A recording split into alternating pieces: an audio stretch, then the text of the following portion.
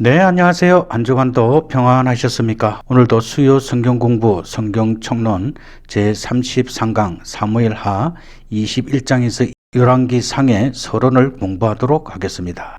사무엘하 21장에서 24장 말씀에는 다윗의 말년 통치에 대해서 기록하고 있습니다. 다윗 통치의 초창기에서 시작하여 지나온 사건들을 여기서 재차 언급하고 있습니다.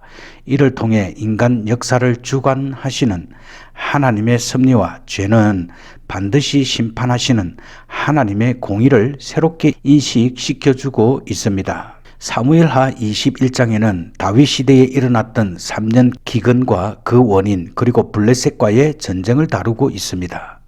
그럼 왜 다윗 시대에 3년 동안의 기근이 임했으며 그리고 기본 사람들은 기근의 원인을 제공했던 사울의 집안에 어떻게 보복하였으며 기드온의 보복으로 죽게 될 사울의 후손들의 시체를 다윗은 어떻게 처리했는지 살펴보겠습니다. 사무엘하 21장 8절에서 14절에는 가나안 땅을 점령할 때에 여호수아가 기브온 거민과 약조를 하여 평화의 언약을 맺었음에도 불구하고 사울 왕은 이스라엘의 환심을 사기 위하여 이유 없이 기브온 거민을 학살하였습니다. 이러한 이유 때문에 하나님은 이스라엘 땅에 3년 동안 기근을 주셨습니다. 3년 기근으로 인하여 다윗 왕은 하나님께 기도하였습니다. 하나님의 응답은 사울 왕이 기브온 거민을 죽인 사건으로 인하여 기근을 준 것에 대한 응답이었습니다. 그 결과 다윗 왕은 기브온 거민의 요구에 따라 사울 왕의 가족 중 7명을 택하여 죽였습니다. 그리고 그 7명의 시체를 6개월이나 방치하게 됩니다. 다윗 왕은 사울 가문 중에 7명의 자손을 선택하였습니다. 그들은 사울이 리스바에게서 난 두 아들과 사울의 딸 메랍의 소생 5명이었습니다. 다윗은 이들을 4월 보리 추수기에서부터 10월 비가 올 때까지 방치하였습니다. 이렇게 시체를 방치하는 것은 성경에서 금하고 있는 것입니다. 신명기 21장 22절에서 23절에서는 그 땅이 더럽혀지지 않도록 밤이 되기 전에 시체를 땅에 묻으라고 기록하고 있습니다. 그 이유는 시체를 방치하면 하나님이 주신 땅이 더럽혀지기 때문입니다. 그러나 이 경우에는 이미 땅이 사울 왕의 범죄로 인하여 더럽혀져 있었습니다. 그래서 시체를 하나님의 진노가 그치고 비가 올 때까지 방치하게 한 것입니다. 그러나 리스바는 자신의 두 아들을 정성껏 돌보게 됩니다. 리스바의 두 아들이 기브온 거민에게 지은 죄를 인하여 보리 추수기에 죽임을 당하였습니다. 이때부터 리스바는 두 아들을 위하여 낮에는 독수리의 먹이가 되지 않도록 밤에는 들짐승의 먹이가 되지 않도록 돌보면서 통곡하였습니다. 이렇게 돌본 것이 약 6개월 동안 지속된 것입니다. 다윗 왕에게 이러한 리스바의 정성스러운 소식이 전하여졌습니다. 다윗 왕은 사울 왕과 요나단의 뼈와 7사람의 뼈를 수거하여 사울의 아버지 기스의 무덤에 장사 지내는 것을 허락하였습니다. 이것은 기브온 거민에 대한 하나님의 진노가 끝났음을 의미합니다. 이렇게 해서 하나님은 다시금 이스라엘의 농작물과 온 사면에 축복을 내리셨습니다. 사무엘하 22장과 23절에는 다윗 왕의 감사 찬양이 기록되어 있습니다. 이것은 시편 18편에 대한 설명이자 다윗이 자신의 삶을 통하여 깨닫게 된 하나님의 은혜에 대한 감사와 찬양을 담고 있습니다. 따라서 우리는 다윗은 어떤 감사를 드리며 찬양하였으며 그리고 다윗은 삶의 마지막 단계에 다다르자 최후의 메시지를 남겼는데 그 내용은 무엇인지 또한 다윗을 끝까지 도와 다윗 왕국의 발전에 지대한 공헌을 한 용사들은 누구인지 살펴보겠습니다. 하나님은 의인들을 구원하십니다. 다윗은 먼저 원수들의 손과 환난에서 구원하여 주신 여호와의 은혜와 사랑을 찬송하였습니다. 그리고 두 번째로 자연 속에 나타나신 여호와께서 악에 대해 심판하시는 권위를 찬양하였습니다. 세 번째는 의인들을 구원하시는 하나님의 공의에 대해 감사드렸고 네 번째는 하나님의 은혜로 주어진 승리를 감사 찬양하였습니다.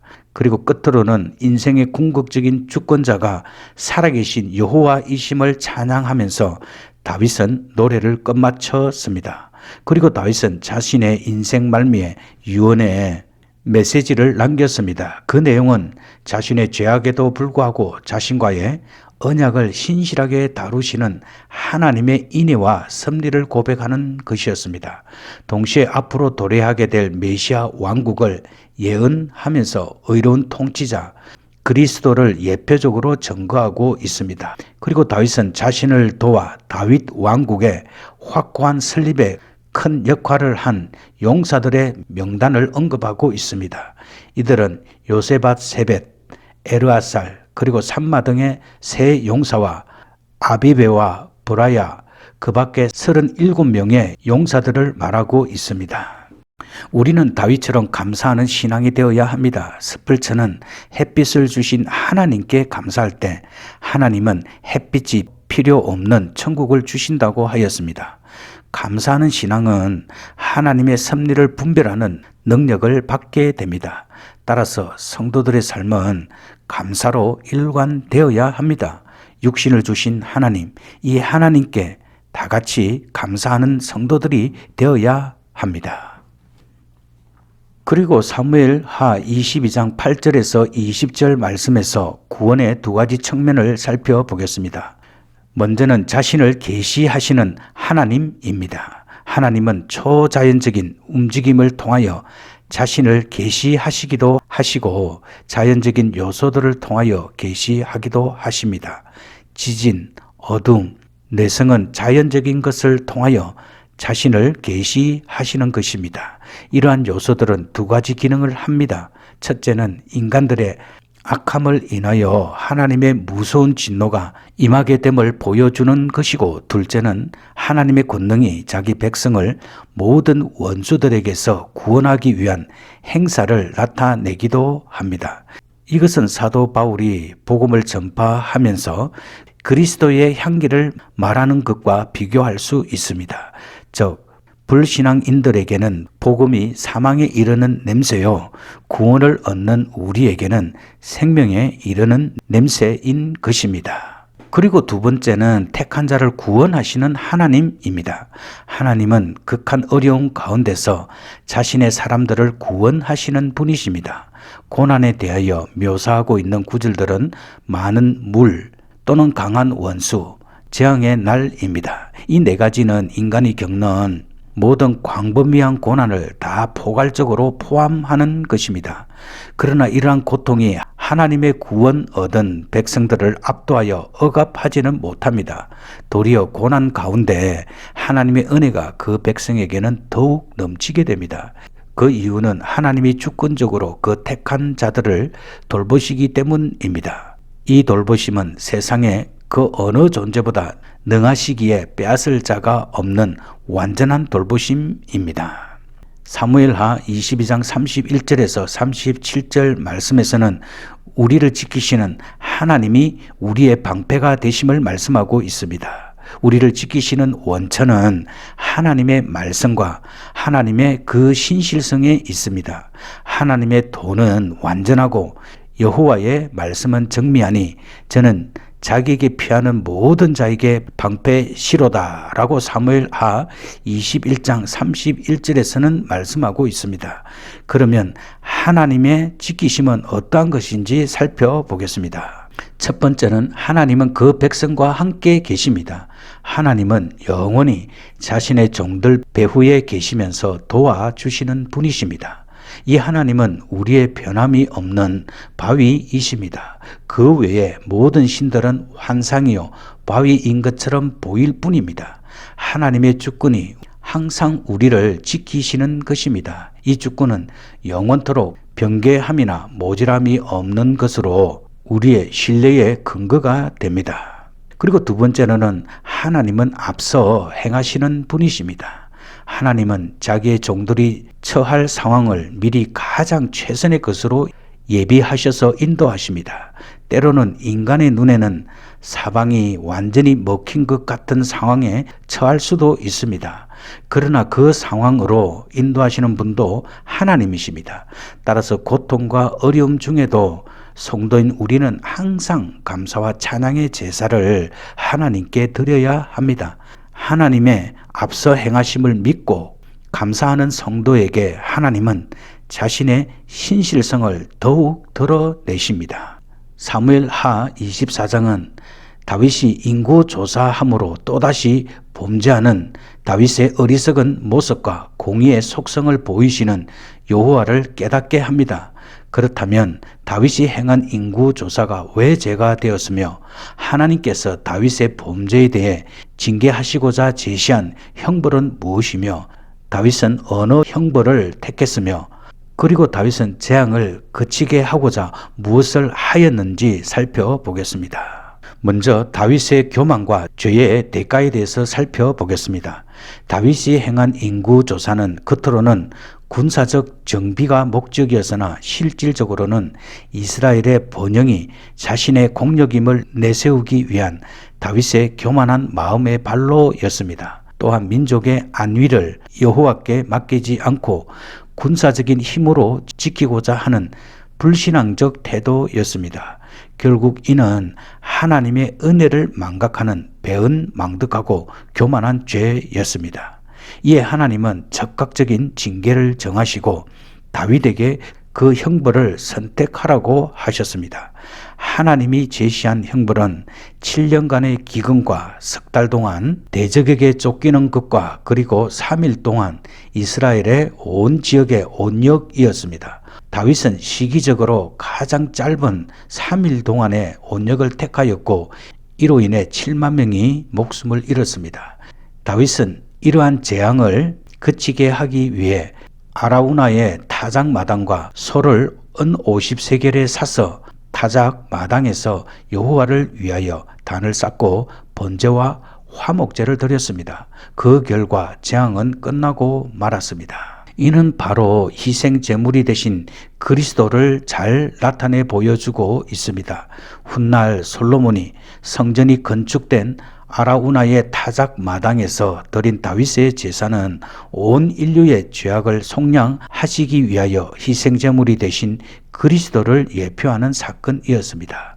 마찬가지로 희생제물이 되신 그리스도의 보혈의 피는 우리들의 온갖 죄를 다 속량하고도 남을 만큼 고귀하고 값진 희생이었습니다. 그리스도의 희생은 우리의 공로에 기인된 것이 아니라 일방적인 하나님의 선물이요 사랑에서 비롯된 것입니다. 이 그리스도의 희생 앞에 우리는 순종과 헌신으로 응답해야 합니다. 사무엘하는 다윗의 삶을 조명하는 것으로 일관되어 있습니다.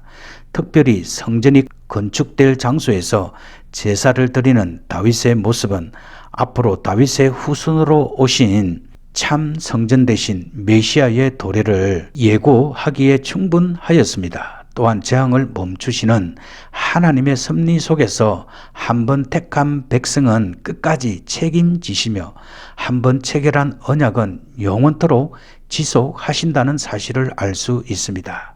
결코 변개치 않으시는 하나님의 인자하신 사랑이 있기에 우리들에게 소망이 있는 것입니다. 이제 우리는 열왕기상 서론을 공부하도록 하겠습니다. 열왕기상의 명칭, 열왕기서의 본래 히브리어 명칭은 멜레킴, 즉 왕들이며 열왕기서는 원래 상하 두 권으로 되어 있지 않고 한 권의 책으로 되어 있습니다.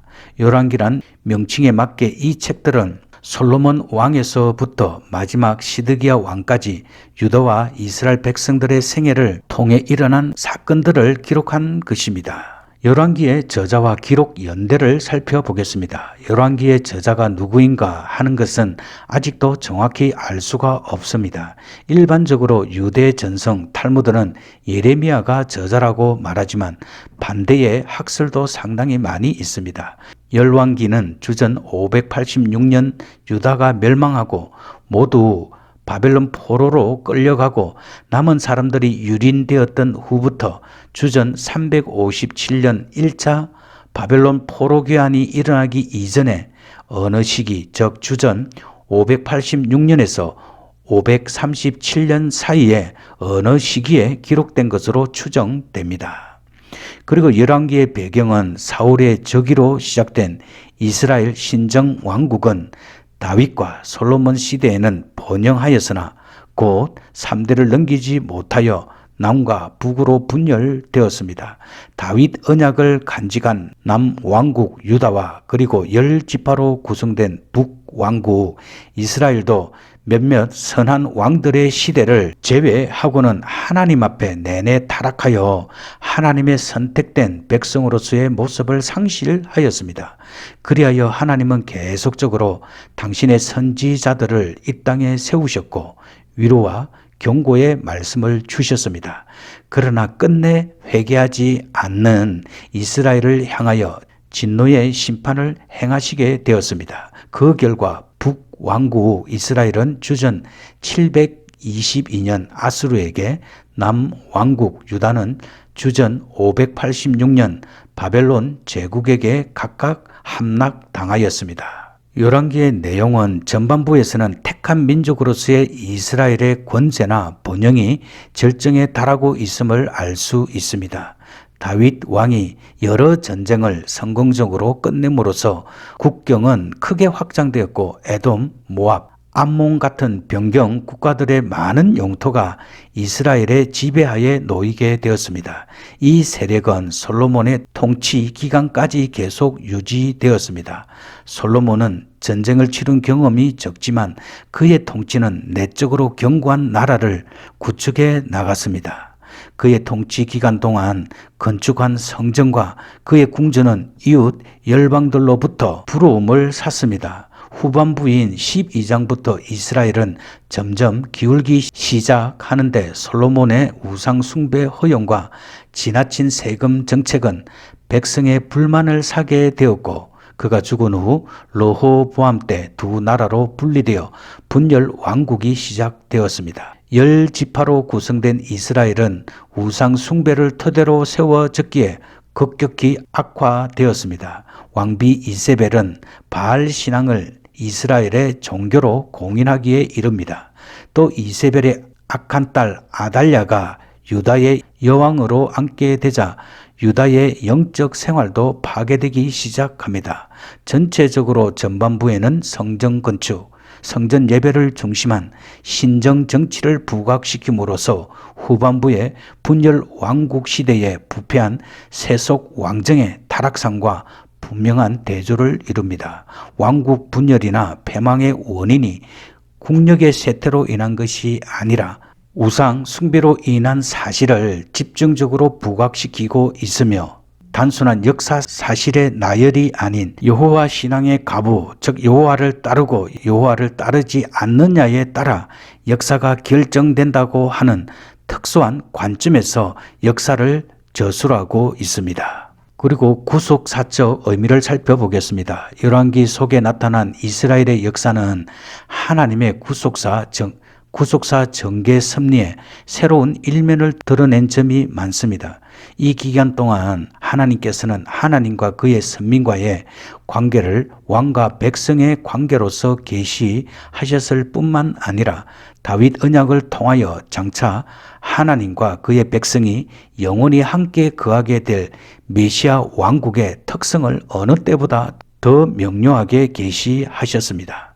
또한 끝내 불순종하던 남북 왕국의 멸망을 통하여 하나님과 선민 간의 왕과 백성으로서의 관계 유지는 근본 하나님께서 그들을 당신의 백성으로 삼으신 은총의 결과이었지만 그럼에도 불구하고 백성인 선민들에게는 하나님의 통치에 대한 순종과 그 말씀의 준수가 절대 요청된다는 구속사적 교훈까지도 보여주신 것입니다.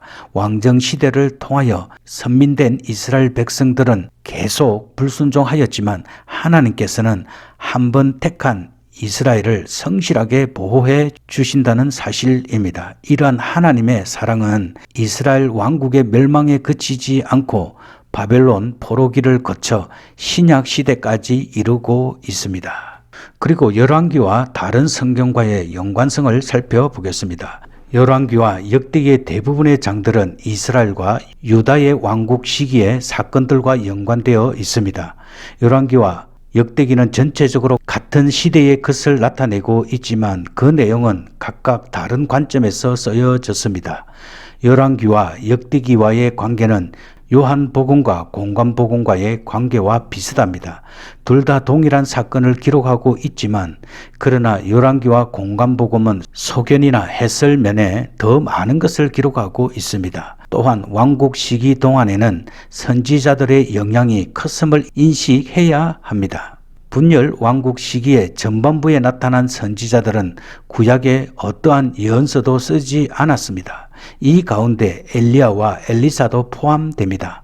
그들의 선지자직은 예언서를 직접 쓴 이사야와 예레미야와 같은 대선지자에게 계승되었습니다. 그러므로 열왕기는 예언서에 대한 배경이 되고 반대로 예언서는 열왕기에 많은 빛을 던져줍니다. 열왕기 상의 내용을 분해하면 크게 두 가지로 나눌 수 있습니다. 첫 번째는 통일 왕국 시대 1장 1절에서 11장, 두 번째로는 분열 왕국 시대 12장에서 22장입니다. 먼저 솔로몬의 왕위 계승은 열왕기상 1장 1절에서 2장 46절입니다.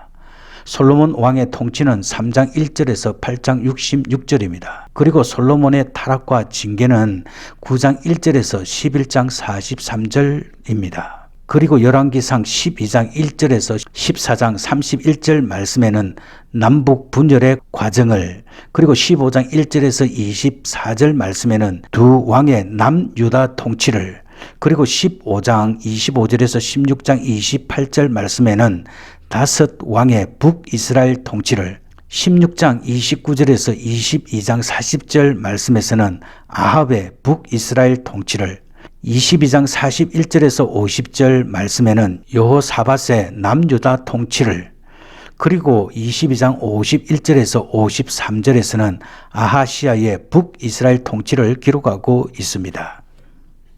그리고 열왕기의 기록 목적을 살펴보겠습니다. 1. 역사적인 목적. 열왕기의 역사적인 기록 목적을 단순히 히브리 민족의 역사적인 사실들을 기록하려는 데 있는 것이 아니라 이스라엘 민족의 보이지 않는 통치자이신 하나님과의 깊은 관계적 맥락에서 삶의 근원적 문제인 신정사를 기록하려는 데 있습니다. 열왕기서는 많은 이스라엘의 역사적 기록들 가운데 많은 교훈을 주고 있습니다.